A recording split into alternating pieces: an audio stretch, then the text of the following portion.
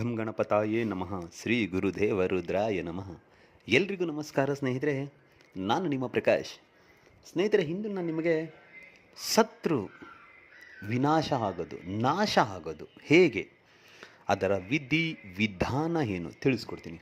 ಅದಕ್ಕೂ ಮುಂಚೆ ನನ್ನ ಚಾನಲ್ನ ಸಬ್ಸ್ಕ್ರೈಬ್ ಮಾಡಿಲ್ಲ ಅಂದರೆ ಸಬ್ಸ್ಕ್ರೈಬ್ ಮಾಡಿ, ಲೈಕ್ ಮಾಡಿ, ಶೇರ್ ಮಾಡಿ, ಹಾಗೆ ಬೆಲ್ ಐಕಾನ್ ಬಟನ್ ಪ್ರೆಸ್ ಮಾಡೋದನ್ನ ಮರಿಬೇಡಿ ಸ್ನೇಹಿತರೆ. ಬನ್ನಿ ಅದರ ವಿಧಿ ವಿಧಾನ ತಿಳ್ಕೊಣ. ಸ್ನೇಹಿತರೆ, ಈ ಕ್ರಿಯೆನ ನೀವು ಶನಿವಾರದ ದಿನ ಮಾಡಬೇಕು ಸ್ನೇಹಿತರೆ. ಶನಿವಾರದ ದಿನ ಈ ಕ್ರಿಯೆ ಮಾಡಬೇಕು ಅಂದರೆ ಒಂದು ನಿಂಬೆ ಹಣ್ಣು ಬೇಕು ಸ್ನೇಹಿತರೆ, ಮತ್ತು ಒಂದು ಹಂದಿ ಮುಳ್ಳು ಬೇಕು ಸ್ನೇಹಿತರೆ. ಗ್ರಂಥಿಗೆ ಅಂಗಡಿಗಳಲ್ಲಿ ವಿಚಾರಿಸಿದರೆ ಹಂದಿ ಮುಳ್ಳು ಸಿಗುತ್ತೆ ಸ್ನೇಹಿತರೆ. ಅವ್ರಿಗೆ ಹೇಳಿದ್ರೆ ತಂದು ಕೊಡ್ತಾರೆ. ಒಂದು ನಿಂಬೆಹಣ್ಣು, ಒಂದು ಹಂದಿ ಮುಳ್ಳು, ಮತ್ತು ಒಂದು ಪಂಚಮುಖಿ ಆಂಜನೇಯದು ಫೋಟೋ ಬೇಕು ಸ್ನೇಹಿತರೆ. ಫೋಟೋ ಕಂಪಲ್ಸರಿ ಸ್ನೇಹಿತರೆ. ಶನಿವಾರ ದಿನ ಈ ಮೂರನ್ನು ತಗೊಂಡು ನೀವು, ಮತ್ತು ಅದ್ರ ಜೋಡಿ ಒಂದು ಕಪ್ಪು ಮಾರ್ಕರ್ ಪೆನ್ ತಗೊಳ್ಳಿ ಸ್ನೇಹಿತರೆ.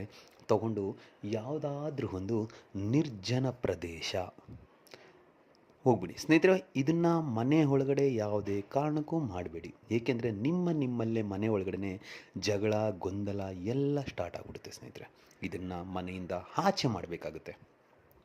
ಸೊ ಮನೆಯಿಂದ ಆಚೆ ಹೋಗಿ ಇದನ್ನು ಮಾಡಿ. ಇದನ್ನು ಮಾಡುವಾಗ ಮೊದಲಿಗೆ ದಕ್ಷಿಣ ದಿಕ್ಕಿಗೆ ಮುಖ ಮಾಡಿ ಕುಳಿತುಕೊಳ್ಳಿ ಸ್ನೇಹಿತರೆ.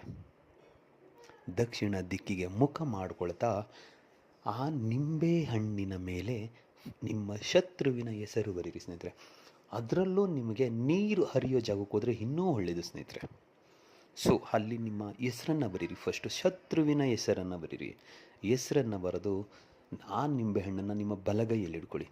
ನಿಂಬೆಹಣ್ಣಿನ ಜೋಡಿ ಆ ಹಂದಿ ಮುಳ್ಳನ್ನು ಕೂಡ ಹಿಡ್ಕೊಳ್ಳಿ. ಮುಳ್ಳನ್ನು ಹಿಡ್ಕೊಂಡು ನಾನಿವಾಗ ಏನು ಹೇಳ್ತೀನೋ ಮಂತ್ರ, ಆ ಮಂತ್ರನ 1008 ಸಾರಿ ಹೇಳಬೇಕಾಗುತ್ತೆ ಸ್ನೇಹಿತರೆ.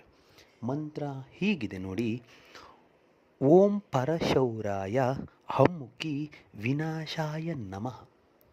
ಮಂತ್ರ ಇನ್ನೊಂದು ಸಾರಿ ಹೇಳ್ತೀನಿ ನೋಡಿ ಸ್ನೇಹಿತರೆ.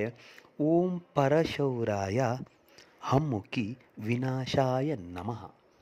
ಈ ಹಮ್ಮುಖಿ ಅನ್ನೋ ಜಾಗದಲ್ಲಿ ನಿಮಗೆ ಯಾರು ಶತ್ರು ಇದ್ದಾರೋ ಅವರ ಹೆಸರನ್ನು ಸೇರಿಸ್ತಾ ಈ ಮಂತ್ರನ 1008 ಸಾರಿ ಹೇಳಿ ಸ್ನೇಹಿತರೆ.